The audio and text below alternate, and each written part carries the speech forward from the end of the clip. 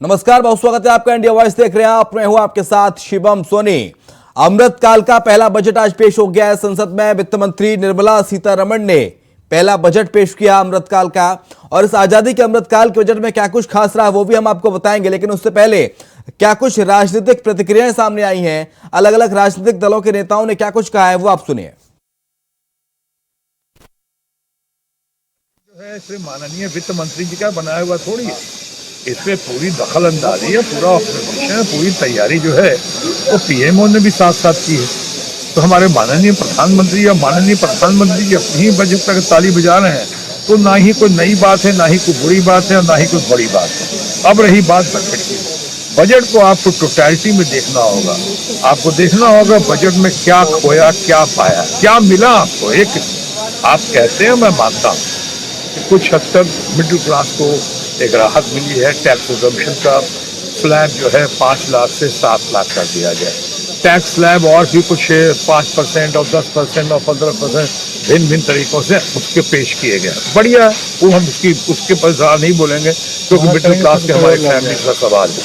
लेकिन ओवरऑल आप महिलाओं के लिए इसमें क्या पाते हैं, किसानों के लिए क्या पाते हैं, गरीबों के लिए क्या पाते हैं, बेरोजगारों के लिए क्या पाते हैं, युवाओं के लिए क्या पाते हैं आप।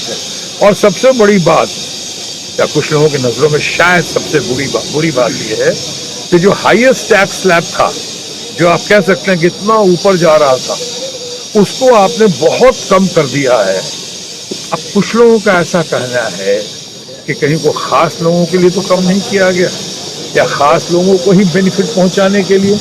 कुछ लोग हमारे मित्र कह रहे थे, दूसरी पार्टी के लोग, कि हम दो और हमारे दो के लिए तो नहीं किया गया बजट। हम लोग तो देखिए शुरू से ही बोलते रहे कि बिहार को जो है, क्योंकि पिछड़ा राज्य है और कई बार कमिटमेंट भी प्रधानमंत्री जी द्वारा या केंद्र में बैठे हुए जो लोग हैं सत्ता में, उन लोगों ने कई बार बोला था कि बिहार को जो है स्पेशल पैकेज देंगे, स्पेशल स्टेटस देंगे। अब तो हमको नहीं लगता कि वो लोग करेंगे। और पहले के बजट में और अब के बजट में जो है बहुत अंतर है। यूपीए के समय में जो बजट पेश किया जाता था, रेलवे का बजट अलग होता था, लोगों की दिलचस्पी अलग होती, तो रेलवे का तो बजट ही खत्म कर दिया गया। अब आम बजट को भी इतना छोटा साधारण कर दिया गया जहाँ डिटेल नहीं होता है। बजट का मायने क्या होता है? रेवेन्यू और एक्सपेंडिचर, पैसा कहाँ से लाएंगे और कहाँ खर्च करेंगे, यही देश के लोगों को बताया जाता है। महंगाई इतनी ज्यादा है। केंद्रीय सड़क एवं परिवहन मंत्री नितिन गडकरी ने क्या कुछ कहा इस बजट पर, वो भी आप सुनिए। वित्त मंत्री निर्मला सीतारमण जी ने इंफ्रास्ट्रक्चर को हाईएस्ट प्रायोरिटी दी है। हमारा बजट भी काफ़ी बड़ा हुआ है, जिसके कारण आने वाले समय में हिंदुस्तान के रोड इंफ्रास्ट्रक्चर में जो हमने निर्धार व्यक्त किया है कि वर्ल्ड स्टैंडर्ड के रोड बनेंगे, वो उद्दिष्ट हम निश्चित रूप से पूरा कर सकेंगे। ग्रीन एनर्जी, ग्रीन पावर, हर जगह पर जो ग्रीन बात के उल्लेख किया गया, वो हमारी इकोलॉजी एंड एनवायरनमेंट को प्रोटेक्ट। तो चलिए ग्राफिक्स से आपको समझाते हैं। नई कर व्यवस्था का जो ऐलान किया है वो है 0 से 3 लाख तक टैक्स नहीं देना होगा। 3 से 6 लाख तक आपको 5% टैक्स देना होगा। 6 से 9 लाख तक 10% टैक्स, 9 से 12 लाख तक 15% टैक्स, और 12 से 15 लाख तक 20% टैक्स, और 15 लाख से ऊपर अगर आपकी आय है, वार्षिक आय, तो 30% टैक्स आपको देना होगा। तो जो नई कर व्यवस्था है इस बजट के जरिए, इस अमृतकाल के बजट में, वो हम ग्राफिक्स के जरिए आपको समझाने की कोशिश कर रहे हैं। 5 लाख तक शून्य टैक्स, 6 लाख तक आपको बता दें कि 6 लाख रुपए तक 23,400 से 23,400 ये नया टैक्स, और उसका फायदा हम आपको बता रहे हैं।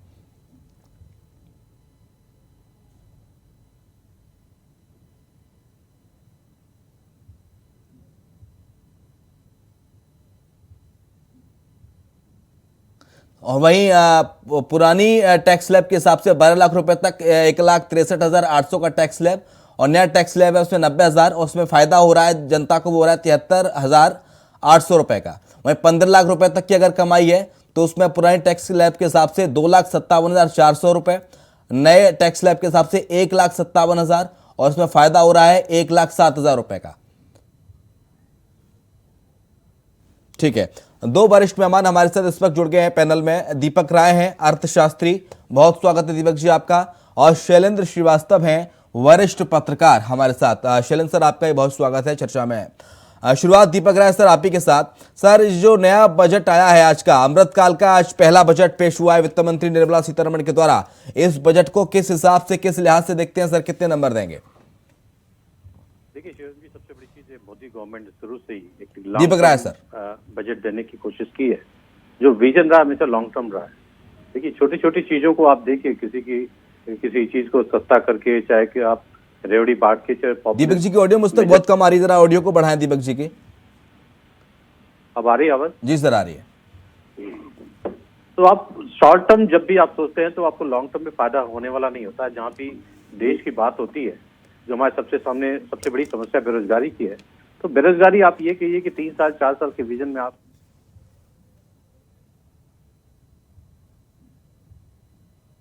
रूप से अपने हाथ से औजारों और टूल्स से कड़ी मेहनत कर कुछ न कुछ सृजन करने वाले करोड़ों विश्वकर्मा इस देश के निर्माता है।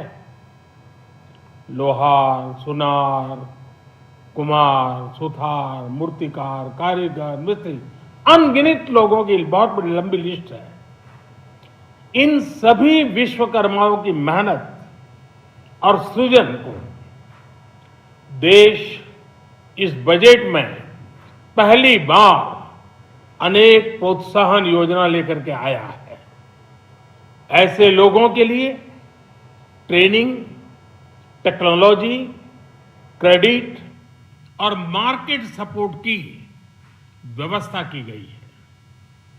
पीएम विश्वकर्मा कौशल सम्मान यानी पीएम विकास करोड़ों विश्वकर्माओं के जीवन में बहुत बड़ा बदलाव लाएगा।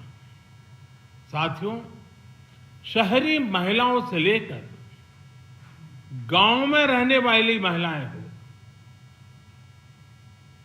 कारोबार रोजगार में व्यस्त महिलाएं हो या घर काम में व्यस्त महिलाएं हो, उनके जीवन को आसान बनाने के लिए बीते वर्षों में सरकार ने अनेक विध कदम उठाए हैं।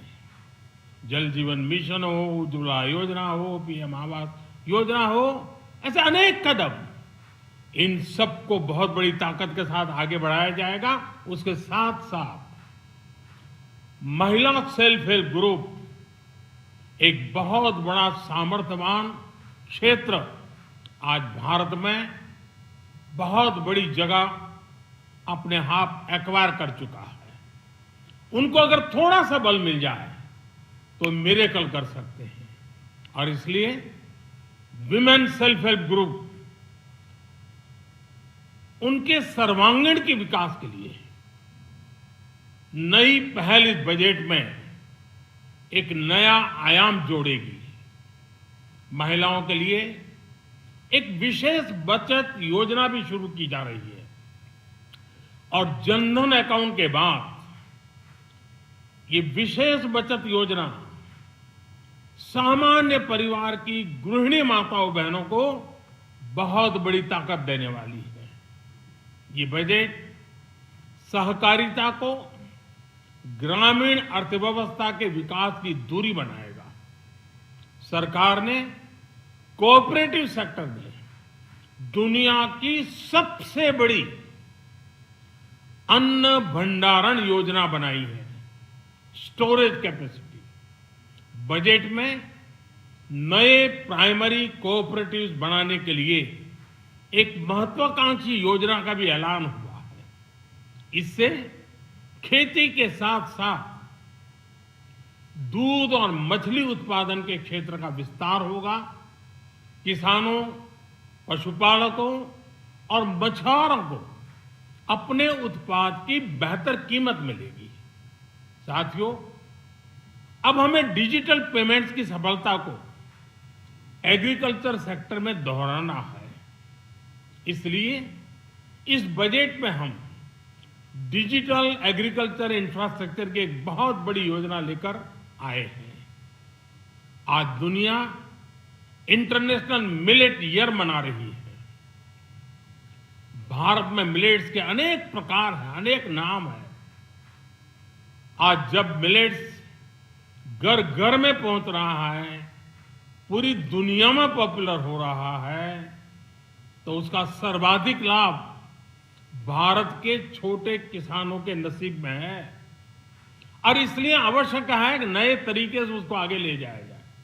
इसकी एक नई पहचान, विशेष पहचान आवश्यक है।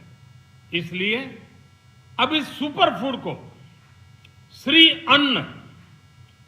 अन्न की नई पहचान दी गई है। उसके प्रोत्साहन के लिए भी अनेकविध योजनाएं बनाई गई हैं।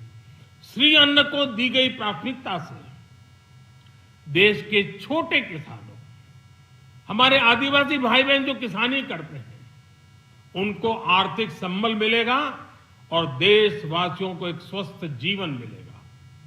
साथियों, ये बजट सस्टेनेबल फ्यूचर के लिए green growth, green economy, green energy, green infrastructure और ग्रीन जॉब्स को एक अभूतपूर्व विस्तार देगा।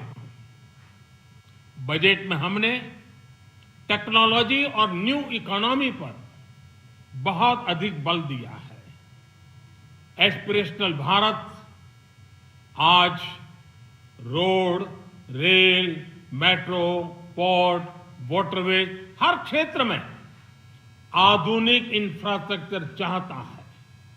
नेक्स्ट जनरेशन इंफ्रास्ट्रक्चर चाहिए। 2014 की तुलना में इंफ्रास्ट्रक्चर में निवेश पर 400% से ज्यादा की वृद्धि की गई है। इस बार इंफ्रास्ट्रक्चर पर 10 लाख करोड़ रुपए का अभूतपूर्व इन्वेस्टमेंट भारत के विकास को नई ऊर्जा और तेज गति देगा।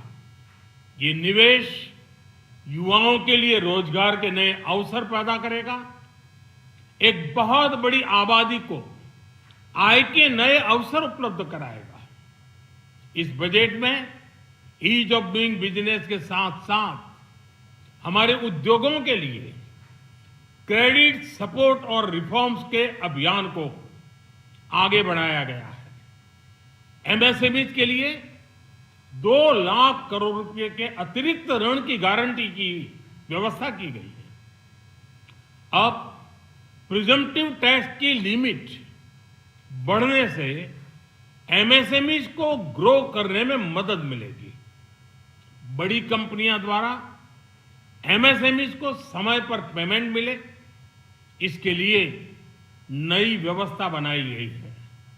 साथियों, बहुत तेजी से बदलते भारत में मध्यम वर्ग, विकास हो या व्यवस्था हो, साहस हो या संकल्प लेने का सामर्थ्य हो, जीवन के हर क्षेत्र में आज भारत का मध्यम वर्ग एक प्रमुख धारा बना हुआ है। समृद्ध और विकसित भारत के सपनों को पूरा करने के लिए मध्यम वर्ग एक बहुत बड़ी ताकत है। जैसे भारत की युवा शक्ति ये भारत का विशेष सामर्थ्य है, वैसे ही बढ़ता हुआ भारत का मध्यम वर्ग भी एक बहुत बड़ी शक्ति है।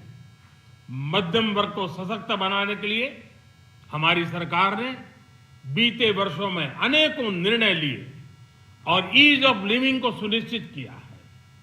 हमने टैक्स रेट को कम किया है, साथ ही प्रोसेस को सिंप्लीफाई, ट्रांसपेरेंट और फास्ट किया है। हमेशा मध्यम वर्ग के साथ खड़ी रहने वाली हमारी सरकार ने मध्यम वर्ग को टैक्स में बड़ी राहत दी है। इस सर्वस्पर्शी और विकसित भारत के निर्माण को गति देने वाले बजट के लिए मैं फिर एक बार निर्मला जी और उनकी पूरी टीम को बहुत बहुत बधाई देता हूं और देशवासियों को भी बहुत बधाई के साथ साथ मैं आह्वान करता हूं, आइए अब नया बजट आपके सामने है, नए संकल्पों को लेकर के चल पड़े। 2047 में समृद्ध भारत, समर्थ भारत, हर प्रकार से संपन्न भारत हम बना के रहेंगे। आइए इस यात्रा को हम आगे बढ़ाएं। बहुत बहुत धन्यवाद।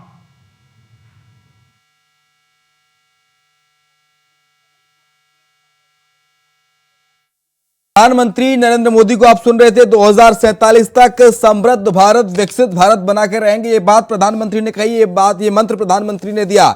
इसके साथ साथ गांव, गरीब, किसान का ख्याल रखा गया बजट में। सरकार ने जनहित में कई कदम उठाए, ये बात पीएम ने कही। ग्रामीण अर्थव्यवस्था को सुदृढ़ करने की पहल सरकार ने की है। देश के हर क्षेत्र में विकास हो रहा है, ये बात प्रधानमंत्री ने आज मंच से कही। किसानों के लिए महत्वाकांक्षी योजनाओं का ऐलान प्रधानमंत्री ने किया। लघु उद्योग को ध्यान में रखा गया इस बजट में, ये बात प्रधानमंत्री ने कही। इसके साथ साथ ग्रीन योजना को नया आयाम मिलेगा, ये प्रधानमंत्री ने कहा। और निर्मला सीतारमण को और देश की जनता को धन्यवाद प्रधानमंत्री ने दिया। एक छोटा सा ब्रेक ले रहे हैं, चर्चा लगातार जारी, आप देखते रहिए इंडिया वॉइस। तो ब्रेक के बाद आपका स्वागत है। बजट के भाषण के बाद थोड़ी देर पहले प्रधानमंत्री नरेंद्र मोदी लाइव आए। नरेंद्र मोदी को आपने सुना, उन्होंने कई महत्वपूर्ण बात कही। उन्होंने कहा कि महिलाओं को लेकर इस बजट में खास ध्यान दिया गया है। इसके साथ ही गांव, गरीब, किसान की बात कही गई है। 2047 तक समृद्ध भारत बनाने का सपना जो सरकार ने देखा है, उसको कैसे इस बजट से पंख लगेंगे, ये बात भी प्रधानमंत्री ने कही। इसके साथ साथ किसानों पर बेहद जोर दिया गया। मिलेट्स अंतर्राष्ट्रीय दिवस पूरी दुनिया मना रही है, ये बात प्रधानमंत्री ने कही। और इसका फायदा कहीं ना कहीं किसान को ही मिलेगा, क्योंकि भारत से ही अनाज की जो सप्लाई है अलग अलग देशों में होती है।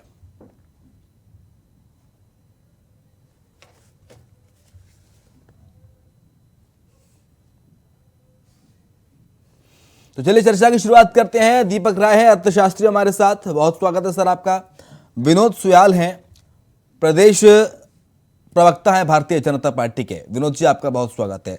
दीपक राय सर, शुरुआत आप ही के साथ। सर, इस बजट को सर किस तरह से देखते हैं? जी, देखा जाए तो सबसे बड़ी चीज है कि मोदी गवर्नमेंट ने एक बहुत ही रचनात्मक और बहुत ही ठोस बजट दिया है, जहां कोई पॉलिटिकल कंपल्सन नहीं दिख रहा। सही बात है, मोदी गवर्नमेंट आज इतनी मजबूत स्थिति में है, तो उनकी राजनीतिक इसमें मजबूरी नहीं रही इस बार बजट में। तो सबसे बड़ी चीज इन्होंने जो मिडिल क्लास को दिया है, टैक्स स्लैब में एक तरह से छूट दी है, वो बहुत ही स्वागत योग्य है। और कैपिटल एक्सपेंडिचर जो है बढ़ाया इन्होंने, 10 लाख करोड़ का किया। तो लॉन्ग टर्म जो विजन है मोदी जी का, भारत को आगे बढ़ाने का, एक मजबूत अर्थव्यवस्था बनाने का और भारत को एक अंतर्राष्ट्रीय लेवल पे सबसे अग्रणी पंक्ति में खड़ा करने का, तो वो शायद है इस बजट जो है ये उसकी ओर जो है बहुत ही एक सार्थक कदम होगा। जी, और इसके साथ साथ सर, ये जो कहा जा रहा है कि 7 लाख तक का टैक्स स्लैब में छूट दी गई है, 7 लाख तक आपको इनकम टैक्स नहीं भरना होगा, 0 कर भरना होगा। लेकिन सर, एक दूसरी ओर कहा जाता है कि 3 से 6 लाख तक 5% टैक्स लगेगा, 6 लाख से ऊपर 10%, 15 लाख से ऊपर 30%। सर, ये क्या है? और एक आम जनता, आम दर्शक अगर टीवी देख रहा है तो वो कैसे समझे इसको? कहाँ 7 लाख तक शून्य टैक्स, कोई टैक्स नहीं देना होगा, टैक्स फ्री है 7 लाख, कहीं 3 से 5-6 लाख तक 5% टैक्स। नहीं, उसमें देखिए, तो इसमें लास्ट ईयर जो इन्होंने इंट्रोड्यूस किया था कोरोना के बाद, 2 सिस्टम जो है, 2 स्लैब किया था। एक न्यू सिस्टम, एक दूसरा सिस्टम था, जिसमें दूसरा जो सिस्टम था जिसमें स्टैंडर्ड डिडक्शन से एटीसी का छूट नहीं मिलेगा, तो उसमें 7 लाख तक कोई भी टैक्स नहीं है। लेकिन दूसरी तरफ जहाँ स्टैंडर्ड डिडक्शन हुआ, एटीसी का कोई भी जो एग्जम्पशन मिल रहा था, वहां पे आपको 3 लाख तक जो है उसमें जीरो टैक्स लायबिलिटी होगी। तो ये डिफरेंस हुआ मेनली। सर, स्टैंडर्ड इनकम को सर कैसे समझे सर जनता, दर्शक? देखिए, दोनों में एक ये है कि देखिए दोनों कर जो है, हाँ। टैक्स सिस्टम जो है, थोड़ा सा ये था कि 7 लाख तक हम जो छूट देंगे, हाँ। उसमें हम कोई एग्जम्पशन नहीं देंगे। लेकिन दूसरी तरफ दोनों जनता के पास, क्योंकि दोनों अलग अलग इनकम ग्रुप आ रहा था, इनकम ब्रैकेट आ रही थी, तो कोरोना के बाद जो गवर्नमेंट ने एक तरह से रिलैक्सेशन दिया, तो दूसरी तरफ देखिए जो आपको वो कुछ लोग हैं जो सेविंग नहीं कर पाते हैं, उनके पास इतने डिस्पोजेबल इनकम नहीं होती है, तो इसलिए वो दूसरे कर व्यवस्था में जाते हैं जहाँ पे कोई स्टैंडर्ड डिडक्शन नहीं है, टीसी में कोई छूट नहीं है, जहाँ पे 7 लाख तक अगर उनको इनकम होती है तो वहाँ पे 0 रहेगा। लेकिन कुछ लोग जो है इन्वेस्टमेंट कर लेते हैं, और भी जो उनके पास होता है टीसी में, चाहे और भी होम लोन का जो भी वो अवेल करना चाहते हैं, टैक्स जो रिबेट है, तो उसमें वो दूसरी तरफ जाते हैं जहाँ पे 3 लाख तक फ्री रखा गया, उसके बाद जो है 5 स्लैब है जहाँ मिनिमम 5% और मैक्सिमम जो है वो 30% है। जी ठीक है सर। हमारे साथ विनोद सोयाल भी हैं, प्रदेश प्रवक्ता भारतीय जनता पार्टी के। विनोद जी सर, प्रधानमंत्री अभी लाइव आए, उन्होंने कहा कि किसान पर खास ध्यान दिया गया है, महिलाओं पर, गांव, गरीब, किसान, और साथ साथ जो 2047 तक समृद्ध राष्ट्र बनाने का, विकसित राष्ट्र बनाने का जो सपना देखा है केंद्र सरकार ने, तो उस सपने को सर किस तरह से पंख लगाएंगे इस बजट से? निश्चित रूप से नरेंद्र भाई मोदी के नेतृत्व में जो बजट आज संसद में पेश हुआ है वो एक ऐसा बजट है कि जो मध्यम वर्ग को लेकर गरीब, वंचित, किसान, मैं कह सकता हूँ कि सबके लिए, जो नौकरी पेशा, छोटे नौकरी पेशा वाले लोग हैं, पीसीआर आपके पास बंद सबके लिए एक राहत भरा कदम है। और निश्चित रूप से जब विश्व के अंदर विश्व की अर्थव्यवस्था बहुत बुरी स्थिति में, उसके बाद भारत की अर्थव्यवस्था इतनी अच्छी स्थिति में और इस तरह का अच्छा बजट बनाया हो, सबके लिए राहत देने वाला हो, तो निश्चित रूप से स्वागत योग्य कदम है। ये बजट समावेशी बजट है, ये बजट सबको साथ देने वाला बजट है। ये इस समय जो अमृत महोत्सव है, इस अमृत काल जो चल रहा है, इस समय का मुझे लगता है कि देश को ये नए पंख लगाने वाला बजट है। और लोगों की जो इनकम है उससे उनके महंगाई की मार उन पर न पड़े, इस तरह का ये बजट है। जितना मैं इसको समझ पाया हूँ, बाकी तो बजट के जो एक्सपर्ट है वही समझ पाएंगे, लेकिन जितना मैं समझ पा रहा हूँ, मुझे लगता है गांव, गरीब, किसान, वंचित और मध्यम वर्ग और जो अन्य टैक्सेस जो घटाए गए, निश्चित रूप से बहुत ही स्वागत है। सर, हमने विपक्ष को भी सुना था, अभी तेजस्वी यादव की बाइट आई थी, शशिधर सिन्हा की बाइट आई थी, वो सर कह रहे हैं कि पहले जो बजट आता था यूपीए सरकार में वो बजट अलग था, ये बजट अलग है। रेलवे का पहले अलग बजट होता था और अब के बजट में आपने रेलवे के बजट को इंक्लूड करके पूरा आम बजट पेश कर दिया। सर देखिए, मुझे लगता है कि वो क्या कह रहे हैं, वो क्योंकि उन्हें देश के बारे में बहुत ज्यादा चिंता नहीं रहती है, जहाँ तक उनके राजनीतिक आइडियोलॉजी के बारे में उनका अपने परिवार तक ही अपना पूरा सिस्टम सीमित रहता है, अपने घर तक और अपने राजनीतिक जीवन तक। नरेंद्र भाई मोदी का गांव, गरीब, किसान और वंचितों के लिए समर्पित है और ये सबके सामने है और सबके सम्मुख भी है। और जो हमारी सरकार है उसने इन 2014 के बाद जिस तरह से देश के अंदर आप देखेंगे ढांचागत विकास से लेकर जिस तरह देश के विकास के अंदर जो मुझे लगता है जिस तरह से विकास हुआ है वो सबके सामने है। मैं उत्तराखंड राज्य का रहने वाला हूँ, मैं कह सकता हूँ इस पर्वतीय राज्य के अंदर जिस तरह से केंद्र सरकार के द्वारा जिस तरह विकास के सोपान तय किए गए हैं और आज सीमांत किसान पर जिस तरह से केंद्र सरकार की योजनाओं का लाभ प्राप्त हुआ है, दूर छोर पर बैठे हुए, चाइना के बॉर्डर पर बैठे हुए, तिब्बत के बॉर्डर पर को भी इन योजनाओं का लाभ प्राप्त हुआ है।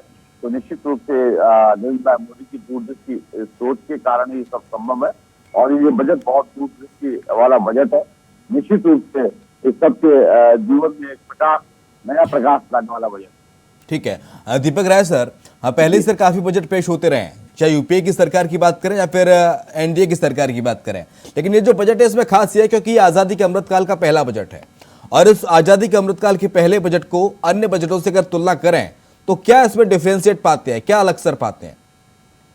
देखिए शिवम जी, सबसे बड़ी चीज है कि लॉन्ग टर्म जो विजन है वो मोदी जी के जब शुरू से ही देखा जाए तो इन्होंने लॉन्ग टर्म विजन की बात की है। इन्होंने अमृतकाल की बात की है और आज से 25 साल आगे की सोच है जो, तो उस हिसाब से देखा जाए तो ये बजट जो है एक तरह से दूसरे पुराने बजट से तो अलग है। जहाँ तक यूपीए गवर्नमेंट की बात है, अगर रेलवे का देखा जाए इस बार बजट एलोकेशन हुआ है 2.4 लाख करोड़, तो ये अभी तक 13-14 के बाद सबसे बड़ा जो अमाउंट है रेलवे पे गवर्नमेंट ने खर्च करने की कोशिश की है। तो इन्होंने जो नई एक तरह से टेक्नोलॉजी लाई है, चाहे सेफ्टी कवच हो, चाहे ट्रेनों के सर्विसेज का इम्प्रूव करने की बात हो, तभी ये 20 जो ट्रेनें हैं उनके जो टॉयलेट्स हैं उनको अपग्रेड किया जाएगा, 400 वंदे भारत ट्रेनें चलाई जा रही है और भी जो टाइमिंग का भी जो टाइम मैनेजमेंट है उसको इम्प्रूव किया जा रहा है। तो ओवरऑल देखा जाए सबसे बड़ी चीज है कि अगर देश को आगे बढ़ाना है तो मैं आगे की सोच रखती हूँ। सबसे बड़ी गवर्नमेंट की जो कैपिटल एक्सपेंडिचर 10 लाख करोड़ का है वो बहुत ही स्वागत योग्य कदम है और लोगों को दिख भी रहा है।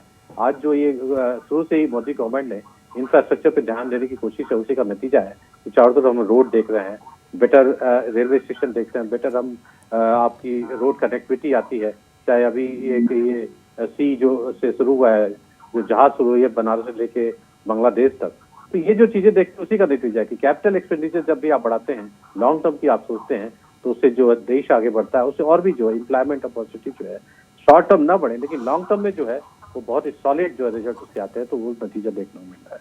जी शिवम जी। इसके साथ साथ दीपक सर, प्रधानमंत्री ने एक महत्वपूर्ण बात कही गांव गरीब किसान की।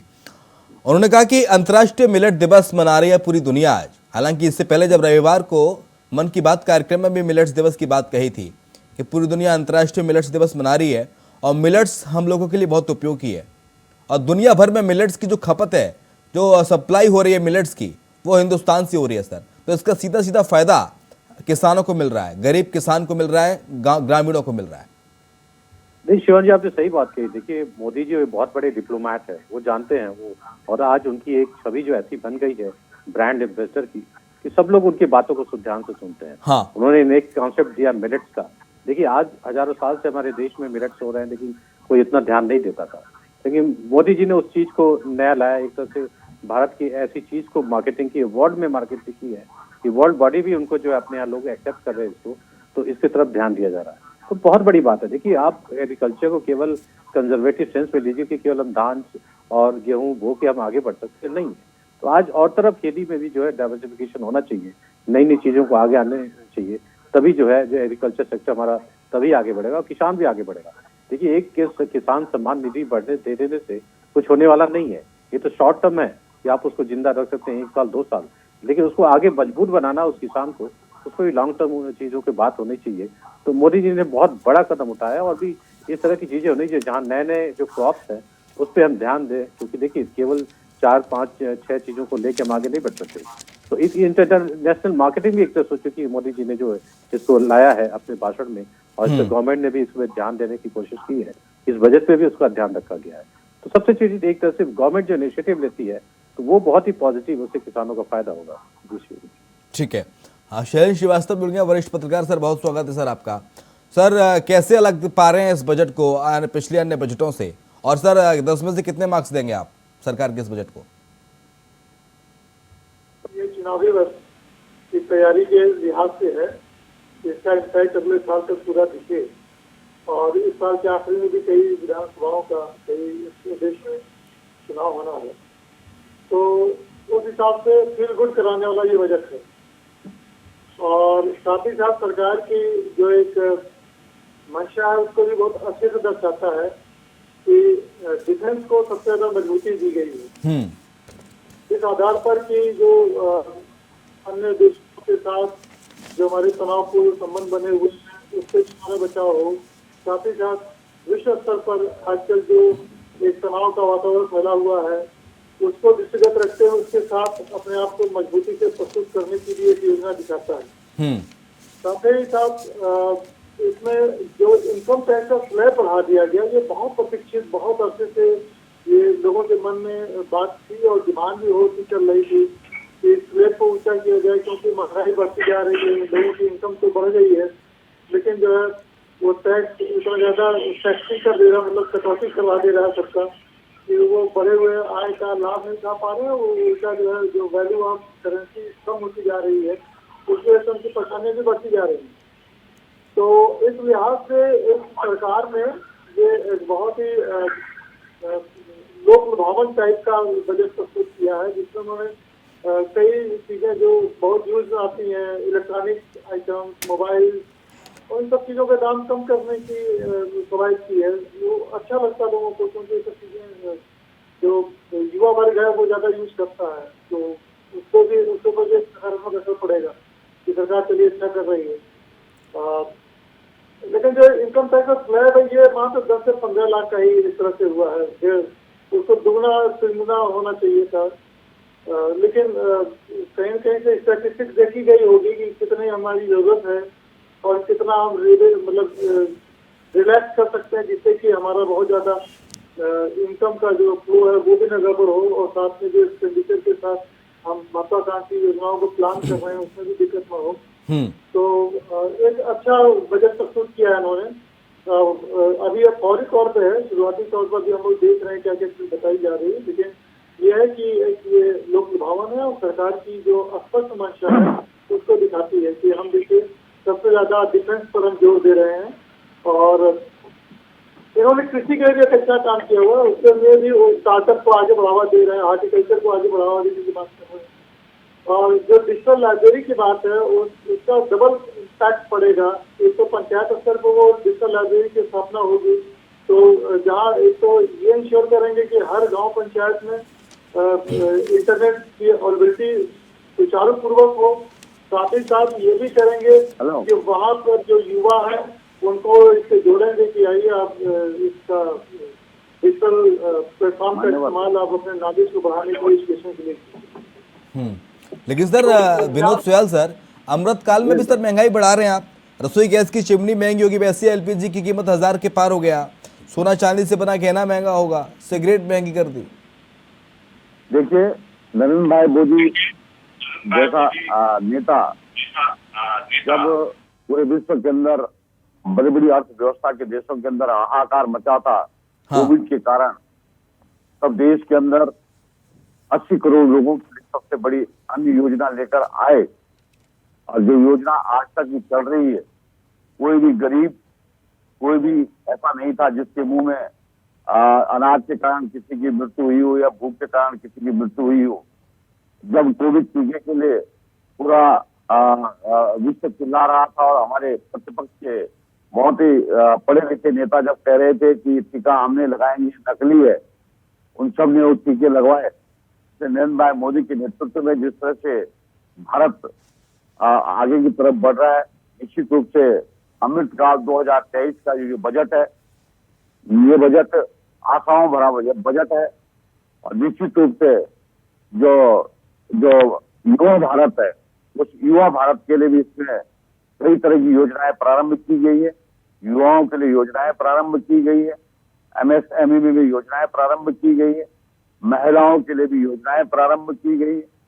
और जो हमारे लेकिन सर रोजगार और महंगाई के लिए क्या, युवाओं के रोजगार के लिए और महंगाई के लिए क्या है इसमें? निश्चित रूप से अब आमदनी बढ़ेगी, और जब आमदनी बढ़ेगी, ठीक है। एक बार दीपक राय से समझने की कोशिश करते हैं, क्योंकि अर्थशास्त्री भी हैं दीपक जी। दीपक जी, महंगाई को कंट्रोल कैसे किया जाएगा, रोजगार में कैसे इजाफा होगा, युवाओं को कैसे अधिक से अधिक रोजगार के अवसर पनपेंगे? शिवन जी, आपसे ये बहुत बड़ा क्वेश्चन है। बजट में सब कुछ इन्होंने दिया, लेकिन इन्होंने कोई ठोस जो है एक रोड मैप जो होता है कि महंगाई को कैसे खत्म करेंगे, चाहे बेरोजगारी को कैसे खत्म करेंगे। और शायद इसका जवाब तो आज तक 70 साल हो गए, 75 साल हो गए, कोई गवर्नमेंट नहीं दे पाई शुरू से ही। तो इनको तो देखिए जब दो चीज है, आप महंगाई को एक तो स्टेट गवर्नमेंट को जो है हमें थोड़ा सा एक्टिव होना पड़ेगा और प्रॉफिट सेंटर की तरफ काम करना पड़ेगा। कहीं के सेंट्रल स्टेट में भी जो है एक सामर्थ्य की कमी होती है, कुछ चीजें जो है स्टेट गवर्नमेंट के पास होती है जहाँ महंगाई को रोक सकती है। एक तो होर्डिंग की बात है, लोग जो है जहाँ भी देखते हैं दाम बढ़ते हैं तो व्यापारी जो है होर्डिंग करना शुरू कर देते हैं। तो उस पर अगर वो करना तो एडमिनिस्ट्रेटिव वो रीजन है वो स्टेट गवर्नमेंट को भी ध्यान देना होगा। और जो चीजें कुछ जगह टैक्सेस को कम करने होंगे, जीएसटी जो भी होगी थोड़ी सी रैशनलाइज करनी पड़ेगी। लेकिन जब तक सबसे बड़ी चीज अभी कोरोना और जो इंटरनेशनल जो इनके पास प्रेशर है, तो उसको देखिए बहुत अधिक इनके पास वो टैक्स को कम करने का जो है बहुत अधिक स्कोप नहीं बचता। जहां तक बेरोजगारी की बात देखिए, सबसे बड़ी गवर्नमेंट जो है, सबसे बड़ी इनको ये करना होगा कि आप हैवी इंडस्ट्रीज को जो है वो बैठाने की कोशिश कीजिए। आप इंफ्रास्ट्रक्चर को लाते हैं, रोड लाते हैं, जो और भी जो बड़े बड़े चीजें होती है, लेकिन वो शॉर्ट टर्म एम्प्लॉयमेंट प्रोवाइड करती है। लॉन्ग टर्म जो एम्प्लॉयमेंट उसके लिए तो आपको नई नई इंडस्ट्रीज बैठानी पड़ेगी, कॉल सेंटर बैठाने पड़ेंगे। तो उसको आपको जो है जो जितने बड़े बड़े यहाँ के वो है इंडस्ट्रियलिस्ट है, उनको साथ लेके चलना पड़ेगा हर स्टेट में। मतलब एक तरह से आप जो कहते हैं कि डेवलप, मतलब आप बैलेंस जो है डेवलपमेंट जो हर स्टेट का जो है वो होना चाहिए। जैसे गुजरात जो हैवी इंडस्ट्री का है, चाहे और भी स्टेट में महाराष्ट्र है, उस तरह से अगर हम यूपी, बिहार और भी जो उड़ीसा चाहे मध्य प्रदेश है, नॉर्थ इंडिया को भी जो है, जैसे आप बड़े बड़े इंडस्ट्री जब तक नहीं आएंगी तब तक लॉन्ग टर्म एम्प्लॉयमेंट नहीं मिलने वाला है। तो गवर्नमेंट को हमेशा जो है लॉन्ग टर्म एम्प्लॉयमेंट की बात करनी चाहिए, क्योंकि शॉर्ट टर्म देखिए आप रोड बना के एक साल 2 साल के लिए तो एम्प्लॉयमेंट क्रिएट कर सकते हैं, उसके नंबर पे आप इलेक्शन जीत सकते हैं, जनता को भी सामने जा सकते हैं। लेकिन लॉन्ग टर्म एम्प्लॉयमेंट के लिए आपको इंडस्ट्री जो हैवी इंडस्ट्रीज है उसको बैठाने की कोशिश करनी होगी, तभी कुछ होने वाला है। जी ठीक है। शैलेंद्र श्रीवास्तव सर, सर, महंगाई के लिए, युवाओं को रोजगार के लिए कोई मजबूत ढांचा नजर नहीं आया, कोई मजबूत विकल्प, कोई रोड मैप नजर नहीं आया इस बार। क्या ये मान लिया जाए कि जो बात कही जाती है कि महंगाई पर किसी भी सरकार का वश नहीं है, महंगाई तो बेकाबू है और अपनी रफ्तार से बढ़ती जाएगी? देखिए, इस बजट में सरकार ने रोजगार के लिए प्रयास किया, ऐसा नहीं। स्टार्टअप जो दे रहे हैं वो हाँ, हॉर्टिकल्चर में करने के लिए, एग्रीकल्चर में, डेयरी को बढ़ाने के लिए। इधर महंगाई को काबू करने के लिए कुछ खास नजर नहीं आया ना। हाँ, उसके लिए भी कुछ कर रहे हैं ये। ऐसा दिख रहा है कि जो टैक्सेशन लगा रहे हैं, जैसे जो चाइनीज खिलौनों को, उसको ऊपर टैक्स लगा दिया, या जो ऐसे कंज्यूमर गुड्स जो विदेश से आयात हो रहे हैं उस पर टैक्स लगा करके एक तरह से उन्होंने उस तरह के चीजों को महंगा होने से रोकने की कोशिश की है। और असली चीज जो दिख रहा है इस बजट से वो है कि सरकार तैयारी कर रही है कि आने वाले समय में अभी जो सामाजिक और विश्व स्तरीय मामला है वो तनावपूर्ण होगा, इसलिए डिफेंस के स्तर पर ज्यादा खर्च कर रही है। वो ये मान के चल रही है कि अभी विकास का समय अब ये नहीं है।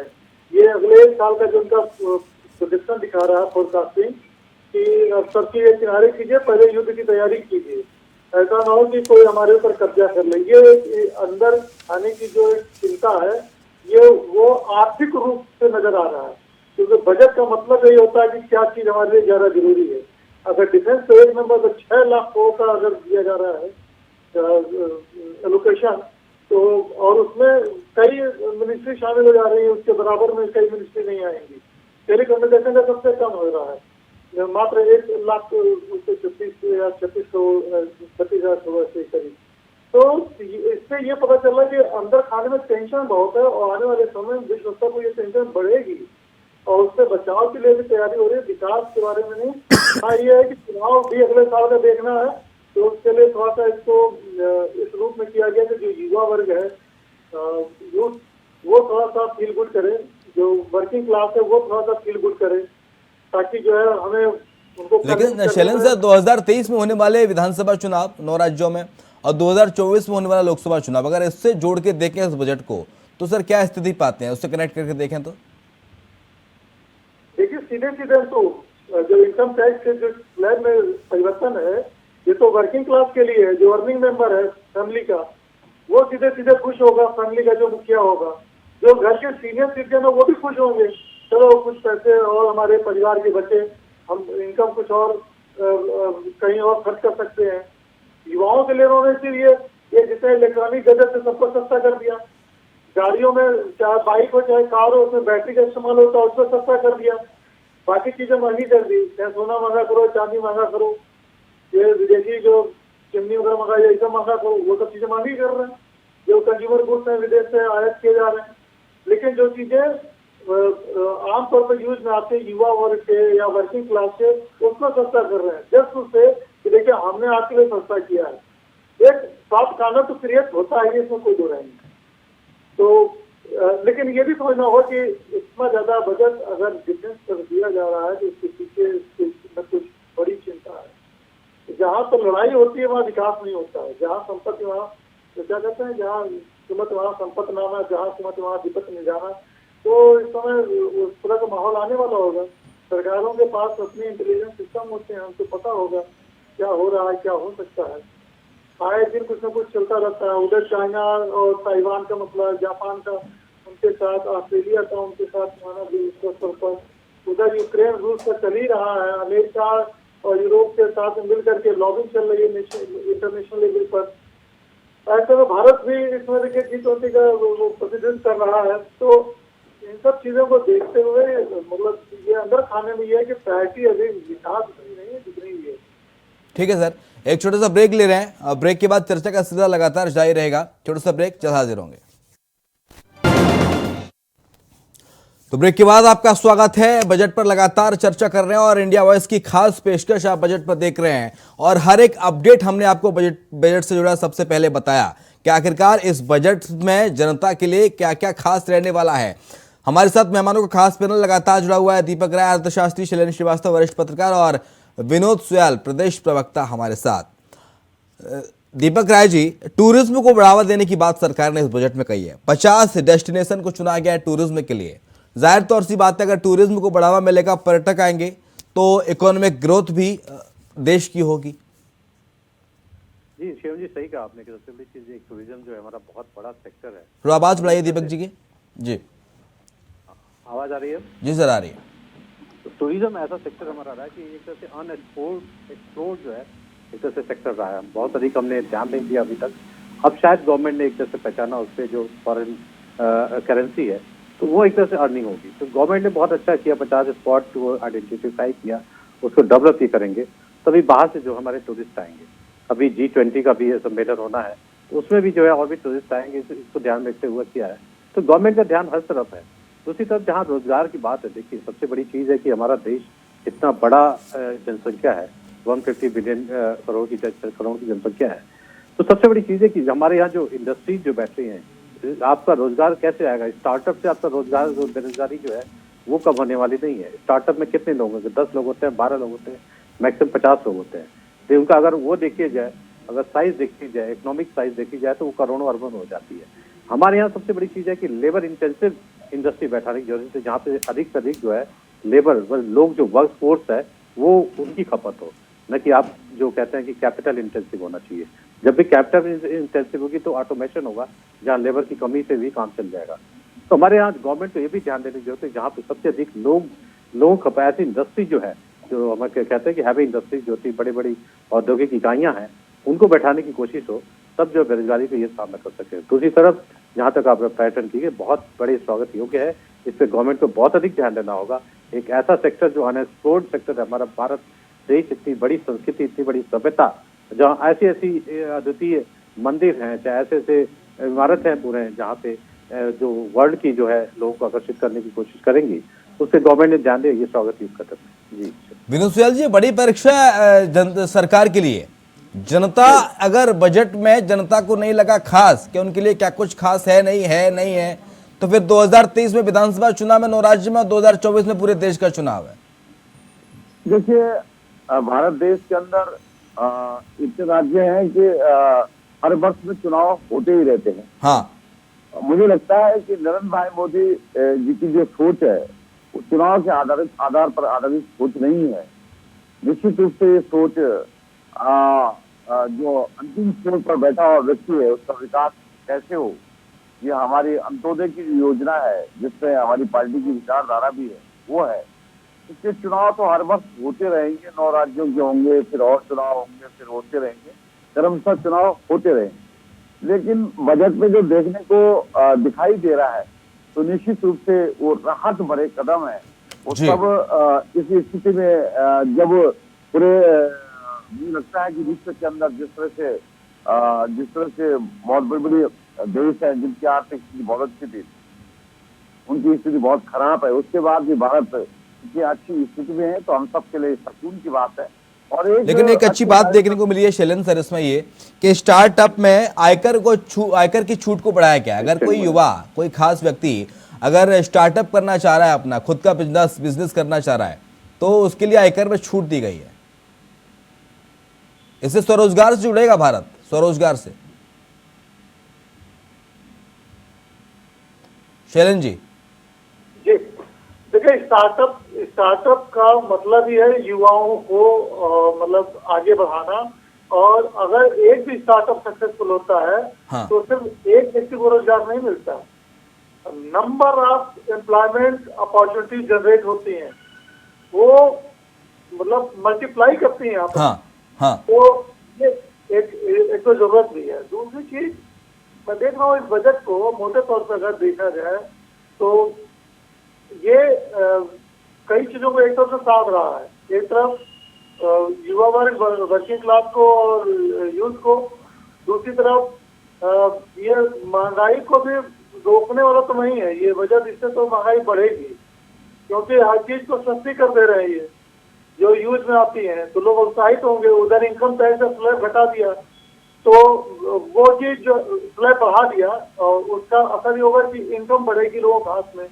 तो आप शास्त्र के जानकार अच्छी तरह से मानते हैं कि यदि आपकी इनकम बढ़ी तो महंगाई बढ़ेगी। क्यों? क्योंकि आप ज्यादा सामान खरीदेंगे, ज्यादा रेट पर खरीदेंगे, प्रोडक्शन तो वही रहेगा, डिमांड एंड सप्लाई का नियम लागू होगा, आपके पास ज्यादा पैसा, आप उसकी ज्यादा कीमत लगाएंगे और जब ज्यादा कीमत देगा वो ज्यादा वो तो भोग करेगा, तो इससे तो महंगाई बढ़ेगी।